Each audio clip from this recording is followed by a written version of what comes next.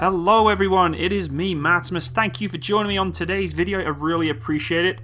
Still having a bit of a rough time in the background here in my personal life, so I apologise if as many videos aren't coming out, but it is what it is. So as always, folks, the information provided today is purely on a informative, educational purpose. I'm not a subject matter expert, so anything I do get incorrect, I do apologise, but hopefully you can take a little bit away from it. So today we are talking about, yes, as you can see, the amazing F-14 Tomcat. Now, this is one of the most requested fighter aircraft that have been asked for on my channel, and rightly so. It has a prestigious history, quite an impeccable service record, and overall it is just a badass plane. Now, I'm going to make the assumption that because you're watching this video, you have an interest in military equipment and technology, and therefore you have probably at some point in your life watched the movie Top Gun, and if you haven't, I would strongly suggest you stop watching this video right now, which is trash, and go actually watch a decent Hollywood movie of Top Gun. Classic childhood film for me. I absolutely loved it and was very fascinated in the F-14. So let's just get straight into talking about this fighter jet then. So the F-14 Tomcat is pretty much one of the most iconic Cold War US naval fighters, next to the McDonnell Douglas F-4 Phantom, which is again another video I'm going to do in the future, and a jet that I am very passionate about talking about. It is also the replacement for the F-4 Phantom and the failed F-111B, incorporating the lessons and experiences acquired during the Vietnam War, as well as the F-15 Eagle. It has a similar origin to that of the F-15, but it is also the result of two additional factors. First, the Navy's quest to find a fleet air defense asset with long-range and high-endurance interceptor characteristics to defend the aircraft carrier battle groups, mainly against long-range anti-ship missiles launched from Soviet bombers and submarines. In addition to intercepting those same Soviet bombers, it also needed a more capable radar and provisions for longer-range missile attacks. The role of the Secretary of Defense at this time was also crucial for this fighter jet, as he directed the Navy to take part in the Tactical Fighter Experimental Program. But the Navy stepped out in fears the United States Air Force need for a low-attack aircraft would hamper the fighter abilities of the new airplane. Secondly, the ongoing TFX F-111B project was facing a large number of issues in the late 60s that made both the Navy and Grumman, which happened to be the builder of this aircraft, alongside General Dynamics, to consider a new option, with better capabilities and less operational and development issues. The F-111B proved unsuitable for the conditions of the Vietnam War, and had no long-range missile capability. The Naval Air Systems Command, or NAVAIR, also had a role, as it issued requirements for a tandem, two-seat, twin-engine fighter with mainly air-to-air capabilities, and also capable of reaching a speed of up to 2.2 Mach, and able to operate with at least new generation missiles of the time. It was also dedicated to have a secondary close air support role and incorporate the internal M61A1 20mm Vulcan cannon, correcting the mistake made with the previous F-4 Phantom, as it had no internal gun for close-range combat. A feat achieved by the Tomcat was that it had its first flight 23 months after the contract was awarded, which was extremely quick. Making of the Tomcat was really a milestone in the development of new air assets at the time. NASA, interestingly enough, also had an important role during the development stage of this aircraft, as it did with the F-15, through the Langley Research Center, mainly related to the F-14's most advanced feature, the geometrically variable wings, which make it very, very famous. But it also played a role in the overall design of the fighter itself, working very closely with Grumman, providing the company with the technical assistance and data. The F-14 Tomcat is a double-seat tandem, twin-engine, double-tail, all-weather carrier-based fighter and interceptor, and later gaining the multi-role capability with numerous remarkable features. The glove-mounted sweep wings have variable geometry capability, in the same manner as the General Dynamics F-111, the MiG-23 Flogger, and the Panavia Tornado. When the wings were positioned rearwards, it was fitted for high-speed interceptor missions. When swept outwards, the wings naturally increased drag, allowing lower speed flight and lower stall speed. The control of the wing movement was automatic with manual control if needed. The flat area between the engines at the rear of the fighter purposed the containment of fuel and avionics components, such as the controllers for the wing sweep mechanisms, flares and chaff, and other flight assist functions. This results in a wide space between the two engines, giving the Tomcat its characteristic shape. The aircraft's design is based on most of the requirements that I mentioned in the beginning, which required the new fighter to carry a combination of AIM-9 Sidewinder short-range missiles, AIM-7 Sparrow medium-range missiles, and long-range AIM-54 Phoenix missiles, alongside the 20mm M61A1 Vulcan cannon. As Grumman was awarded the contract in 1968, it incorporated two features of the unsuccessful F-11B project: the two Pratt & Whitney TF-30P3 engines and the required AWG-9 radar for the AIM-54 Phoenix missile. If one observes this quite carefully, you can pretty much conclude that there are many similarities between the two jets, not only the geometrically variable wings that are incorporated for the fighter. You could say that the F-14 Tomcat became the naval requirement or equivalent of the F-15, and it was equally as capable as the Eagle, with the additional role of an embarked fighter performing maritime air superiority, fleet defense, long-range interception, and tactical aerial reconnaissance missions. Despite the quite similar structure of the Eagle, the two fighters are actually very different. The F-14, being at sea, required more heavily on airborne surveillance such as AWACS and identification systems for beyond visual range finding. The F-14 structure is made up of 25% titanium, such as the wing structure, pivots, and both upper and lower wing surfaces, with electron beam welding used in their construction, which reinforces the overall structure of the plane. The same fuselage in combination with the wing provide the F-14 with exceptional performance in combination with the capability provided by those variable sweep wings, and also provided between 40 to 60% of the airframe's lift. In fact, it allowed for a Tomcat to land safely after suffering a mid-air collision that removed more than 50% of its right wing. The wings, with their variable geometry, allowed the aircraft to reach an optimum lift-to-drag ratio according to the variation in speed, which, in turn, permitted the aircraft to perform some various missions at multiple different speeds, whether it be bomb runs, interception. It could do just about everything. The aircraft's twin-tail configuration also helped it maneuver at high angles of attack and contributed to reducing the height of the aircraft, making it much more conducive to storing in the limited height of an aircraft carrier's lower decks. The power plants also allowed the Tomcat to have extremely good performance, but it did suffer from some major teething problems in its early years, later requiring modifications. The Tomcat had its first flight in December 1970. The first versions were powered by the two Pratt & Whitney TF-30P412 alpha turbofan engines, yielding speeds of up to 1,563 miles an hour, or 2,517 kilometers an hour, at high altitude. But this initial engine was deemed as unreliable as it caused 28% of the Tomcat's accidents, mainly due to compressor stalls. As a result, the power plant had to be improved, and later versions that were actually replaced with the General Electric F100GE400 turbofan engines. The Tomcat also had advanced avionics that gave it superior air-to-air and later on enhanced air-to-ground capability.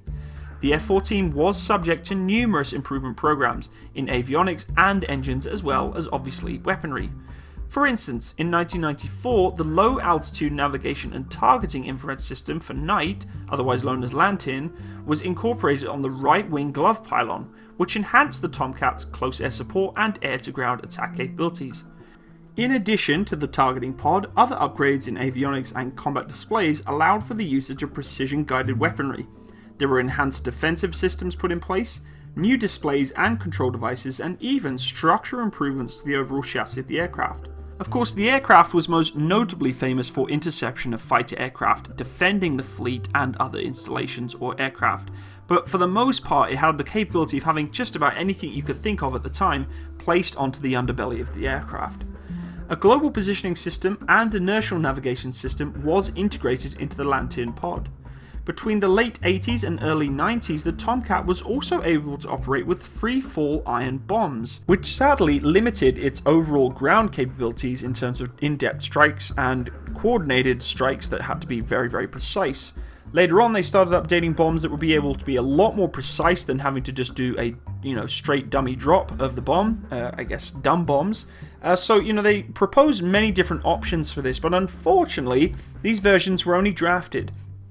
They were ultimately rejected given the technical assessments and the political reluctance to develop and introduce them, considering that the new and more advanced and pretty much lower cost alternatives were already introduced or in their late stages of development to basically have to put these installations onto these aircraft, which is a little sad. You know, we didn't get to see GBUs and such most of the time used on these aircraft, but it would have been nice to see, you know, maybe more high-tech bombs coming off this thing when it was in its service, but you know, it was just a little late to the party. So now let's talk a little bit about the F-14's combat history, and wow, it's a pretty impressive one. The F-14 saw good share of combat action during its introduction in September 1974, the first missions being implemented in the last days of the Vietnam War, providing top cover for the evacuation air route through combat air patrols. During the Cold War and in the North Atlantic, it was very routine for the F-14s to execute long-range interceptions of Soviet bombers and maritime reconnaissance aircraft that were flying far too close to the aircraft carrier groups, such as the Tu-95, the Tu-16, the M4 Bison, and the AN-12 Cub, along with the IL-38 May. In addition, NATO exercises in the northern region of the Atlantic usually gathered a lot of attention from the Soviets, while their routine flights from the Kola Peninsula to Cuba prompted these interceptions on a weekly, if not daily basis.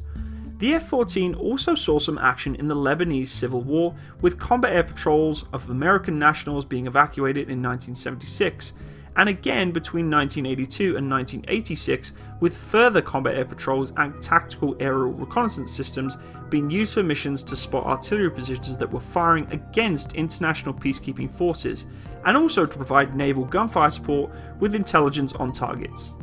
During these operations, many F-14s were attacked by Syrian anti-aircraft fire that never actually managed to strike the targets, prompting retaliatory strikes where the F-14s provided cover to attacking airplanes to engage those positions, and also prompting the battleship USS New Jersey to open fire against Syrian AA batteries. Syrian MiGs engaged but did not attack the Tomcats. Tomcats also took part in the failed operation to free American hostages in Iran. It was in Libya where the F-14 became very famous. During a series of incidents between the USA and Libya throughout the 80s, the F-14 Tomcats managed to shoot down 4 Libyan aircraft, 2 Sukhoi Su-22 fitters, and 2 MiG-23 floggers, while also sinking a corvette and a patrol boat and damaging many more, including surface-to-air missile sites. During these incidences, the F-14 provided combat air patrols and interceptions supporting various missions such as Operation Arid Farmer, Prairie Fire, and El Dorado Canyon, even outmaneuvering 2 MiG-25 Foxbats that were intercepted. During these interventions, Tomcats were also attacked by SAMs and air-to-air missiles fired by Libyan assets, suffering no casualties. Similar incidences actually took place in Somalia in 1983, where 2 F-14s were attacked by SAMs while performing photo reconnaissance over the port of Berbera, being confused with Ethiopian MiG-23s. Photo reconnaissance, damage assessment, and combat air patrols were also executed by Tomcats during the invasion of Grenada.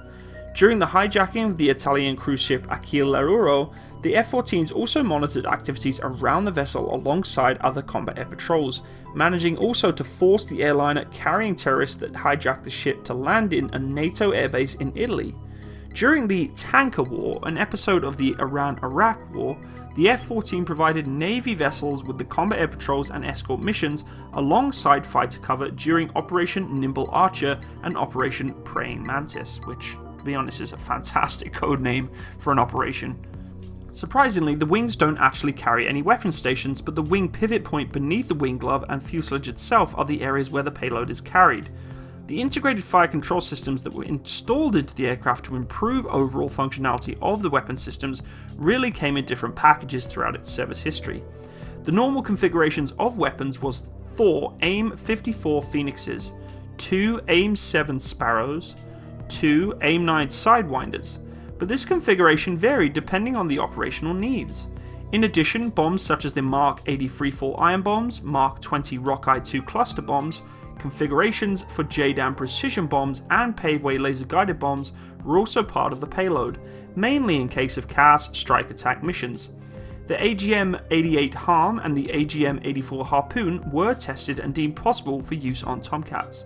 For close quarter combats, the F-14 is obviously fitted with that beautiful Vulcan Gatling gun with 760 rounds inside, or 675 rounds depending on the payload that it's carrying.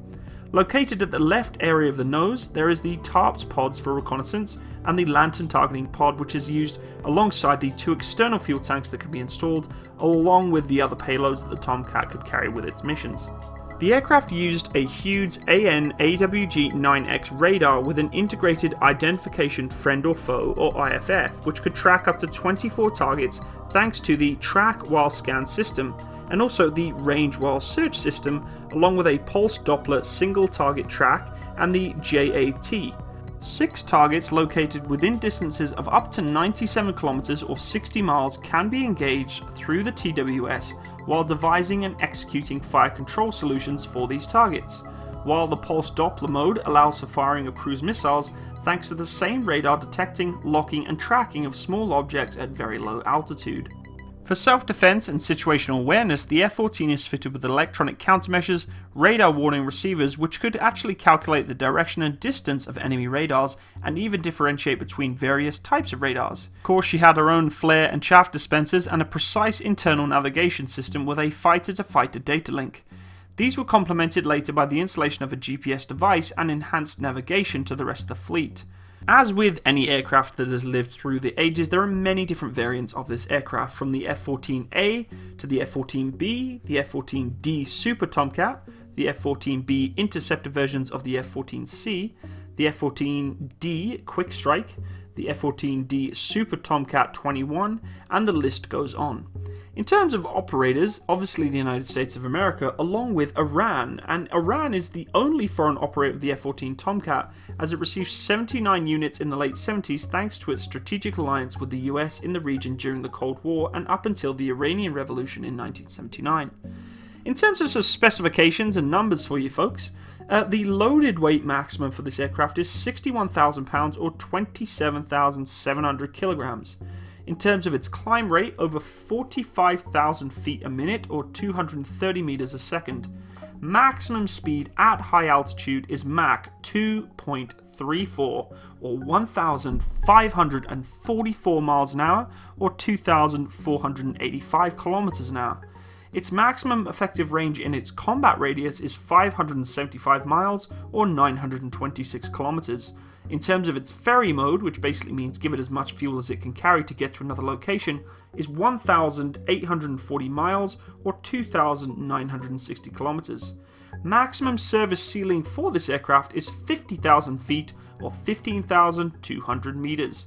Overall, folks, I think you can agree with me here that this aircraft has not only served itself as one of the fastest fighter jets in the world, but in terms of its capability of aerodynamics and the avionics suite it had at the time, one of the most incredible interceptor fighters that the United States Navy had at the time, and something that I think the carrier fleet went to bed better at night knowing that they had these jets on call to provide support to the fleet, and not only to the fleet, but the all-arms that are in combat situations on the ground elsewhere. You know, we've all watched Top Gun. I've always related this aircraft to a little part of my childhood, but when you start learning about the capabilities of an aircraft like this, it really does make you think, wow, like there's a lot of effort, a lot of research, a lot of mistakes that have gone into trying to make this aircraft what it was to be.